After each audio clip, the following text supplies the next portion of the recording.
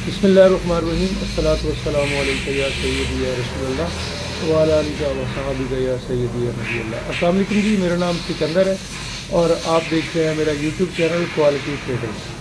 अच्छा जी, आज की इस एपिसोड में हम आपको बताएंगे कि अलॉय रिम जो है वो आपने कैसे चेक करने हैं कि रिपेयर हैं या नहीं है। ठीक है, देखिए पाकिस्तान में दो तरह के अलॉय रिम आपको मिल जाते हैं। एक डब्बा बैग आते हैं जिसमें चाइना का भी होता है, ठीक है, बाकी जैपनीज़ भी होते हैं और दूसरी कंट्री से भी आते हैं। नए जो आप 0 मीटर आप जिनको कह सकते हैं डब्बा पैक होते हैं। दूसरे होते हैं यूज्ड और काबली। ठीक है, जो नए अलॉय रिम होते हैं उनमें भी ये मसला होता है। ठीक है, क्योंकि जो ये अलॉय रिम है ये कंटेनर्स में आते हैं, तो कंटेनर्स में माल ज़्यादा होने की वजह से इनमें क्रैक वगैरह आ जाते हैं।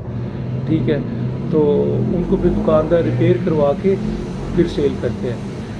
तो नए रिमों में ये इतना ज़्यादा मसला नहीं है, लेकिन काबली रिमों में और जो यूज़ रिम है उसमें बहुत ज़्यादा मसला है। ठीक है, मैं अब आपको एक सैंपल के तौर पे एक दो अलॉय रिम चेक करवाऊँगा और मैं आपको बताता हूँ कि आपने अलॉय रिम डलवाते वक्त क्या क्या चीज़ों किन किन चीज़ों का ख्याल रखना है। ठीक है, सबसे पहले मैं आपको सैंपल के तौर पे दो अलॉय रिम दिखाता हूँ, तो आपको आइडिया हो जाएगा कि आपने क्या क्या चीज़ें अलॉय रिम में चेक करनी है, ख़ास तौर पे यूज़ और काबली रिम में। ठीक है, आए मैं आपको दिखाता हूँ। चलिए, हमारे सामने दो रिम है। ये अलॉय रिम जो है ये करोला को यूज़ होता है, ठीक है, और ये जो है होंडा रिबॉन में यूज़ होता है। मैं अब आपको डिफरेंस बताता हूँ कि ये दोनों ही रिम जो है वो यूज्ड रिम है, ठीक है, और ये आप काबली भी कह सकते हैं। ठीक है, मैं अब आपको डिफरेंस बताता हूँ। जो नया रिम होगा उसको आपने कैसे चेक करना है कि ये नया है या यूज्ड रिम है। ठीक है, सबसे पहले आपने जो इसकी ये ऊपर वाली आउटर साइड है ना, ऊपर वाली ये चेक करनी है। ठीक है, अब यहाँ पे आप देखेंगे ना तो ये आपको छोटे छोटे निशान नज़र आएंगे। ठीक है, या इसकी जो सरफेस है ना वो थोड़ी खुरदरी भी होगी, ये वाली अपर साइड जो है। ठीक है, ये आप सारी भी देखेंगे तो आपको हल्के हल्के स्क्रैच नज़र आएंगे। ठीक है, और ये देखिए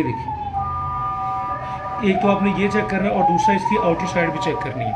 ठीक है, ये आउटर साइड भी होगी ना, इसमें भी हल्के हल्के निशान होंगे। ठीक है, ये यूज रिम में होंगे। ठीक है, पेंट जितना मर्जी अच्छा किया होगा, ठीक है, ये भी पेंट हुआ हुआ, अच्छा पेंट हुआ हुआ है। ठीक है, और यूज रिम जितने भी होते हैं वो पेंट होके ही बिकते हैं। पेंट रिम को करवाना कोई बड़ा मसला नहीं है। ठीक है, पेंट तो करवा के ही बेचते हैं, लेकिन रिम रिपेयर नहीं होना चाहिए। ठीक है, अच्छा, अब मैं आपको बता रहा हूँ कि नया रिम जो होगा ना उसमें ये चीज़ें नहीं होंगी।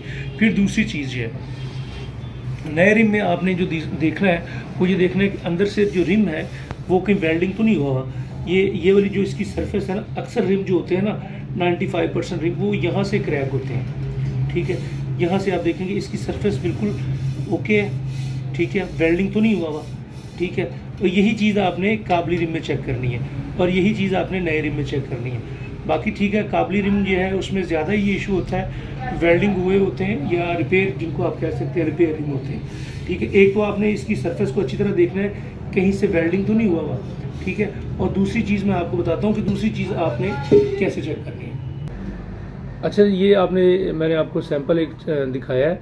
ठीक है, इसमें यह है कि ये एक यूज़ रिम है, काबली रिम जिसे आप कह सकते हैं। ठीक है, और यहाँ पे हमारे पाकिस्तान में बहुत ज़्यादा यूज़ होता है। ठीक है, काबली रिम में कोई मसला नहीं होता अगर वो रिपेयर नहीं है तो। ठीक है, अगर रिपेयर है, चाहे वो डब्बा पैक भी है, रिपेयर है तो वो ख़तरे से खाली नहीं है। ठीक है, तो काइंडली एक दो चीज़ें मैं आपको बताऊंगा मज़ीद, वो आपने ध्यान से सुनिए। एक तो ये है कि आपने इसी तरह सरफेस को चेक करना है अंदर से, अलॉय रिम को कोई वेल्डिंग वगैरह तो नहीं है। जो सारी चीज़ें मैंने आपको बताई हैं वो याद रखनी है। और सेकंड इम्पॉर्टेंट चीज़ ये है कि जब भी आपने काबली या यूज़ रिम डालने हैं या अपनी गाड़ी में डलवाने हैं तो आपने क्या करना है, जिस भी दुकानदार से आप जहाँ से भी आप डलवाएं उसे कहें कि मुझे पानी में डिप करके ज़रूर चेक करवाएं। उससे ये होगा कि जो थोड़ी बहुत ही लीकेज होगी ना माइनर सी, तो वो पानी में जब आप प्रेशर होता है ना, यानी कि आपने अलॉय रिम के ऊपर जब टायर चढ़ाया है तो वो 30-35 हवा का जो प्रेशर होगा उससे ये होगा कि वो हवा अगर कहीं से लीकेज है तो जैसे आप पानी में डिप करेंगे ना तो वो उस पर लीकेज जो है ना वो वहाँ से बबल्स बनना शुरू हो जाएंगे। तो ये आपने लाजमी चेक करना है। ठीक है, पानी में उसे कहीं भाजन मुझे पानी में आप चेक करवाएं। ठीक है, पानी में चेक करके देन फिर आपने इसकी बैलेंसिंग करवानी है, या फिर इसको आपने अगर बैलेंसिंग नहीं करवा रहे तो इसको आपने गाड़ी में लगाना है। तीसरी इम्पॉर्टेंट चीज़ ये है कि जब भी आपने यूज़ रिम या काबली रिम ख़रीदना है, आपने दुकानदार से कहना है कि जी मुझे आप बिल के ऊपर रिटर्न ये लिख के दें कि ये रिपेयर नहीं है, ठीक है। ये आपने उससे बिल पे लाजमी लिखवाना है। देखें, एक चीज़ जिसके आप पैसे दे रहे हैं, ठीक है, आपको कम से कम उसकी ये श्योरिटी होनी चाहिए कि ये रिपेयर नहीं है। देखिए, जो रिपेयर रिम होता है वो आपका कहीं भी जहाँ से वो पहले क्रैक हो, दोबारा कहीं किसी भी वक्त वो वहाँ से क्रैक हो जाएगा, ठीक है। या तो वो गाड़ी का नुकसान करेगा, ठीक है, और गाड़ी का नुकसान भी होगा और उसमें फिर क्या कहते हैं आपका भी नुकसान हो सकता है, ठीक है। और एक और इम्पॉर्टेंट चीज़ है, मेरा मैसेज है उन लोगों के लिए जो टायरों का और अलॉय रिमों का काम करते हैं, खुदारा ये 2-4 हज़ार की खातिर जो है ना वो आप ये ख़तरा है, ख़तरनाक काम है। तो गुजारिश ये है कि यार ये ना किया करें, रिपेयर रिम यूज़ ना करें, ठीक है, और ना ही ये बेचें। अच्छा, ये सारी चीज़ें आपने ज़हन में रखनी है, ठीक है। जब भी आप यूज़ रिम या आप जो नया रिम परचेज़ करना चाहें तो ये चीज़ें आपने रखनी। सादे रिमों में भी यही मसला होता है, आपने ऐसे ही उसको चेक करना है, ठीक है। मिलते हैं नेक्स्ट वीडियो में। वीडियो अच्छी लगी हो तो लाइक और शेयर कीजिएगा। अपना बहुत ख्याल रखिएगा। अल्लाह हाफ़िज़।